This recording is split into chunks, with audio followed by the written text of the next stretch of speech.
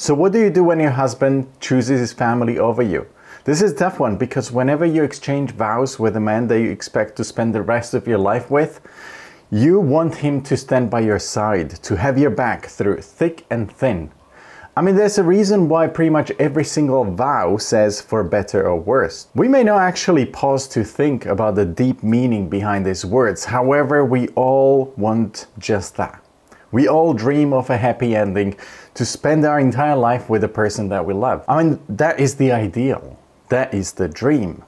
So what happens when, whether in times of conflict or otherwise, your husband chooses his family over you? These kind of situations can be incredibly hurtful and can completely undermine everything that the two of you are trying to build together. You know, when I was a kid, my mom was super set on ensuring that her two sons would not only be the best friends in the world, but would stand together against the world.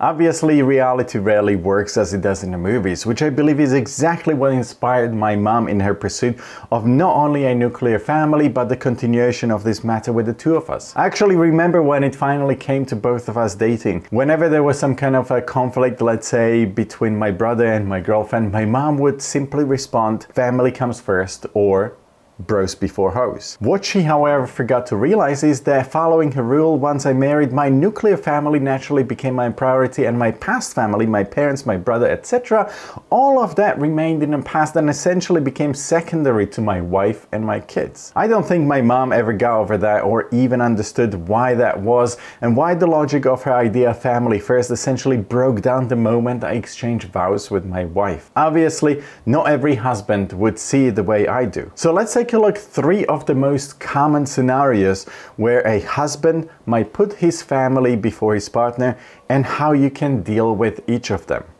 He bows to his domineering parents.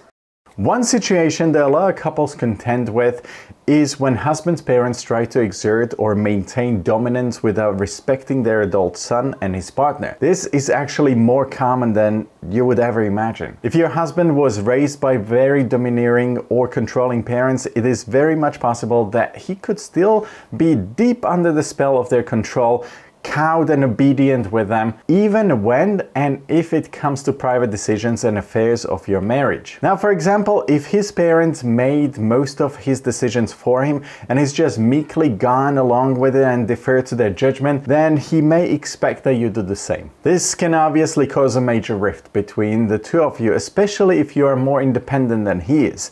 And if you want to build a strong marriage without his mommy and daddy thinking that they can manage your life instead. And the sad thing is that there are a lot of people who might be okay with their family members making decisions for them, ruling their lives so they essentially never have to grow up and can just as easily absolve themselves of responsibility for their personal failures and mishaps. Obviously, the conflict arises when you marry a guy without noticing or even ignoring these red flags about his character, and now you start being in mutual conflict. An even worse case is when your husband actually sides with his parents and their family, then rather than with you, expects you to go along with things just to keep peace. Yeah, no, this isn't cool, like at all. If you're anything like me, it just ain't gonna happen. So how do you address this issue? In a case like this, you just need to make it crystal clear to your husband that the two of you should always represent a united front, that you are a team no matter who thinks what. The final decision should always come from the two of you and for yourself, even if it upsets his or even your parents. There's no harm in listening to people, and you can always hear them out and see what they have to say. After all, the more opinions on important matters, the easier it is to make a best educated decision. But the final say has to and shall always be yours, regardless of how his parents feel about it. You must make it clear to him that just because he's afraid to stand up to them or is more of a passive guy who hates conflict, he can never take their sides if it goes against what the two of you think, believe, or want. And look, I get it, reality can get complicated, especially if there are certain vices at play or if the parents are helping you financially. So yeah, I get that sometimes you may feel like going along with things because, hey, let's say they're helping you buy your first house together, and that's really nice of them, but you still have to agree to go along with that together and never move in separate ways. If you decide to stand your ground, your husband cannot go against you. Reveal this major weakness in your relationship. You see, the problem with this is that parents will often get used to the idea of control, and they may draw all their future proposals and suggestions from the position of power, using their financial help or any kind of help for that matter as leverage. And that's just a downward slide into an abyss of controlling and, to a certain degree, even abusive family dynamic. Now, it's important to always remain tactful and respectful when dealing with his parents or yours. Don't try to criticize their views or tell them that they're wrong for making those views heard. Just counter their views with your own,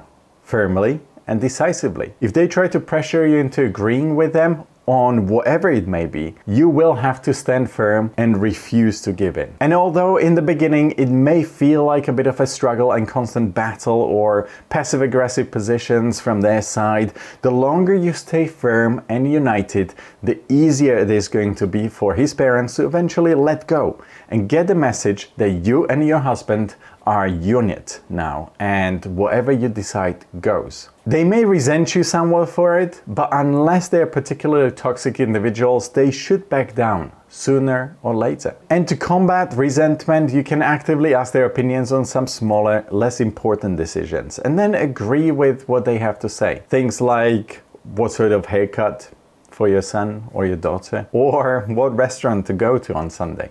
He allows family members to disrespect you. This is a hard one and a particularly hurtful one. Have his parents and family members disrespect you in front of him and or your children without your husband actually standing up for you and saying anything in your defense? That's harsh. Now, passive people or non-conflicting people often see arguing, whether with his parents or anybody else for that matter, as disrespectful. Equally though, he might be afraid of having his allowance, trust fund or familiar support cut off if he talks back. That being said, he may simply seek to keep the peace, either by doing and saying nothing or by siding with his family in hope that he can smooth things over with you later on. Now the question is, where does that leave you? Feeling let down because your husband chooses family and their feelings over you and yours? That's no way to have a healthy marriage. So how do you address this issue? Just like in a previous case, you have to sit him down, make it clear to him that it is absolutely uncool and completely unacceptable. Some people who have been immersed in this kind of family dynamic all their lives might not have any other perspective other than their first-hand experience. They may not even be aware of how unhealthy this is or how badly the behavior of family actually affects you. If you guys watch our channel on a regular basis, you'll know that we often reiterate the importance of good communication,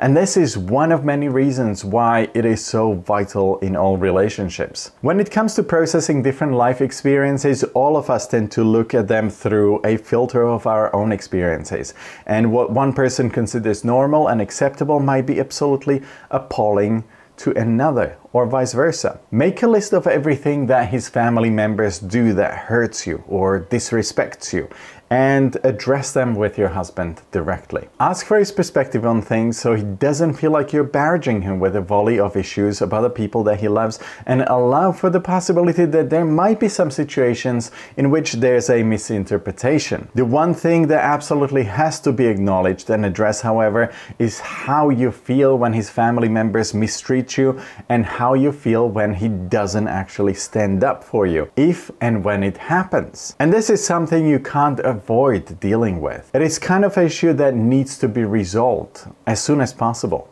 He prioritizes spending time with his family over you.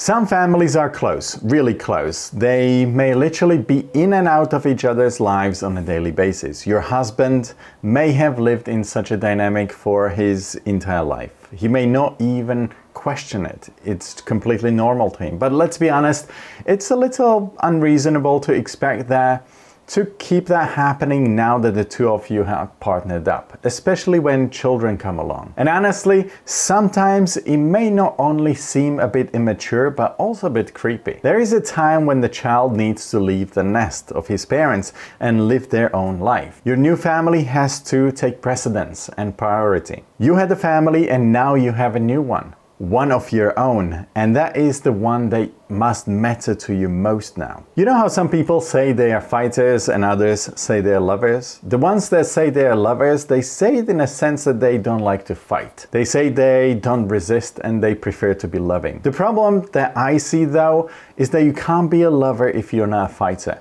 If you don't expect yourself or your husband to fight for your love, what kind of a love do you actually have? True love will always be worth the fight, even if it's with your parents or whoever else. That being said, if this is something that you feel you cannot address yourself, you cannot face on your own, you have to seek out professional help to shift his perspective from that of eternal adolescence to fully independent adulthood. It's all fine and good for him to enjoy spending time with his family, most of us do, but it's important for him to also enjoy spending time with you, alone or with your children, doing things that couples do, that families do together. So how do you address this issue? Prioritize yourself. While you're dealing with this issue, make your self-care an absolute priority. Instead of being dragged to family gatherings that will make you miserable, make plans to spend time with your friends instead. Pour your energy into your hobbies and personal pursuits. Take a class that you've always wanted to delve into. Basically, if your husband is showing you that you are not a top priority in his life, then make yourself priority in yours. But before you do anything rash that would simply widen the rift between the two of you, making it even more difficult to reconnect, and oppose the will of his parents, consult professionals, such as those that we have linked in the description below to deal with this. Running away from issues has never helped any relationship. And if there's one thing that is clear, love is worth fighting for. So fight for it.